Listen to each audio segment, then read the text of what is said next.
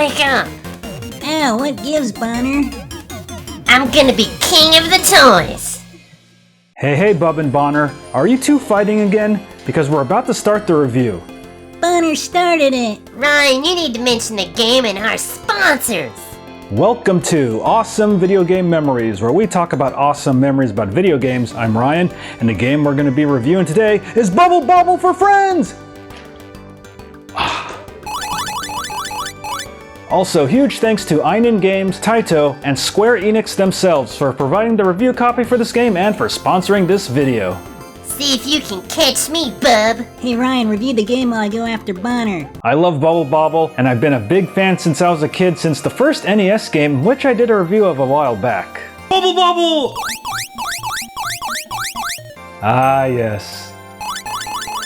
So Bubble Bobble for Friends, which came out in 2020, is a modern reboot of the Bubble Bobble franchise where you control two dinosaurs named Bub and Bob who defeat enemies by blowing bubbles and popping them. Man, these two little dinosaurs are still drinking a lot of soap. The original arcade game was released in 1986, and I didn't exactly see it in any arcades, and I couldn't play the game until the NES version was released. So like you saw earlier, Bubble Bobble for Friends begins in a kid's bedroom with Bub and another toy named Bonner getting into a fight, and Bonner starts going around the room, creating Bubble Bobble levels in order to battle it out with Bub. Right off the bat, you do get access to the original arcade version of Bubble Bobble completely intact, so that adds another 100 or so levels to the game. My childhood full of bubbles! It would also be nice if the NES version with the passwords was included, but it's great to be able to play the original arcade version as well. Man, this kid has really awesome parents if they actually bought him a Bubble Bobble arcade machine. Hey, arcade one up! So Bubble Bobble for Friends is split into 5 different worlds that Bonner creates around the room with 10 levels each with a boss at the 10th level at the end. And what's awesome about this game is you get to do 4-player local couch co-op with friends. Man, I totally missed the 4-player co-op. If only I had friends. Who wants this controller? Sadly, there is no online co-op, and the only online features are checking your rank on the scoreboard, and you can choose between 4 dinosaurs, Bub and Bob from the original, and 2 female dinosaurs named Peb and Pab. When you choose your character, you can assign a special skill that you get once you beat a boss, which are special bubbles that you can use. The first one you get is the long shot set, which lets you shoot bubbles further. Whoa. The next one is the Thunder Bubble set, which is my personal favorite, which fires thunderbolts in a straight line on the left and right of you, demolishing any unfortunate enemies, kinda like the Thunder Bubbles in the original game, but these pack even more of a shock. Shocking. After that, you get the Bomb Bubble, which contains bombs that you blow up your enemies and any other enemy next to them. Woo. And the next is the Stop Wind set, which stops the wind currents in the levels, which control the direction of where your bubbles go. And the final one is the Dash set that lets you dash quickly to avoid enemies. See ya! Just like in the original, you can collect the letters to form Extend, which will give you more ammo for your skill bubbles, so you can get 15 shots of them instead of the small default number of 1 to 3 skill bubbles. Now, the main levels and enemies are much different looking than the original game, where the designs in this game seem to be more toy and building block based. One of the big differences from the original is that you can see air currents going all around the levels which control where your bubbles go. So if you plan your bubbles out, you can see where you can ride bubbles to trap enemies or reach higher ledges. And another mechanic that's changed is now that you can ride bubbles automatically without having to hold down the jump button like in the original. This did throw me off a bit, but I got used to it pretty fast. However, you can still hold down the jump button to leap higher off bubbles to reach higher spots. I honestly found the level design much easier than the original game, and even though the game does get harder as it goes on, it's never super duper hard or unfair like certain levels in the original. I think the game's difficulty adjusts a bit more gradually than the original did, so you definitely won't have a hard time finishing this game.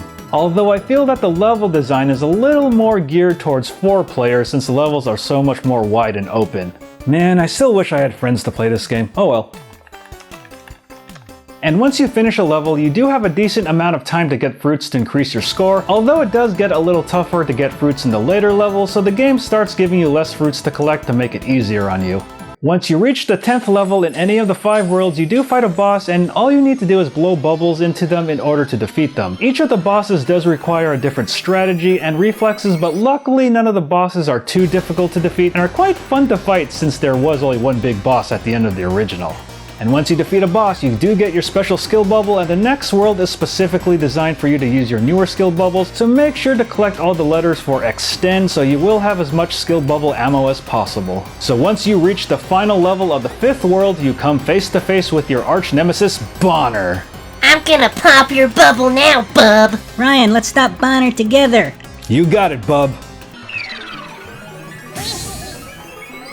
Alright, let's pop some bubbles!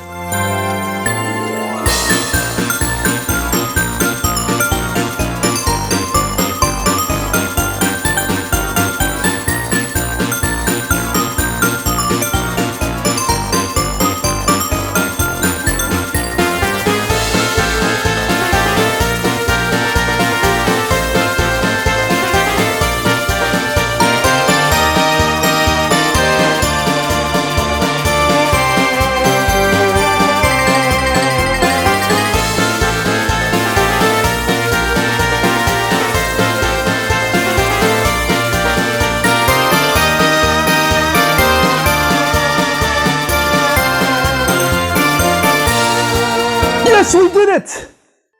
Hey, you okay? I'm sorry, bub. Hey, let's put all the toys back in place. You got it. So once you beat all 50 levels and defeat Bonner, he and Bub become friends again, and the credits roll indicating that the game is over. Or is it? Now you can tackle hard mode. After beating the game, you unlock Hard Mode, which is where the real challenge begins, with the levels being much, much harder, giving it the feel of Super Bubble Bobble from the original. Oh man, Hard Mode is so hard. Ooh, and this is just the first level, man. So with the original and Hard Mode, you get a total of 100 levels in Bubble Bobble for friends, and if you include the original arcade game, you get over 300 levels. Ooh, that's more bubbles than I can pop, man. So Bubble Bobble for Friends is a fun and amazing reboot of the series, which you can finish in about an hour in single player, and it will definitely take a lot longer to beat Hard Mode. Along with the original arcade version included, you definitely get the bang for your pop. While I do think you'll have more fun with your friends playing this game, it does provide a fun single player experience for new people and longtime Bubble Bobble fans, and I highly, highly recommend this game. And you can get the game on PS4, Steam, and the Nintendo Switch, along with physical copies for the PS4 and the Switch, and Strictly Limited Games has an awesome collector's edition, which I do plan on buying. Alright, so that ends this episode of Awesome Video Game Memories on Bubble Bobble for Friends, and once again I'd like to thank ININ Games, Taito, and Square-Enix for providing the review copy of this game, and working with all of them on this video feels like a childhood dream come true. Alright everyone, take care and ride those bubbles to the moon! This is Bubble Bobble for Friends.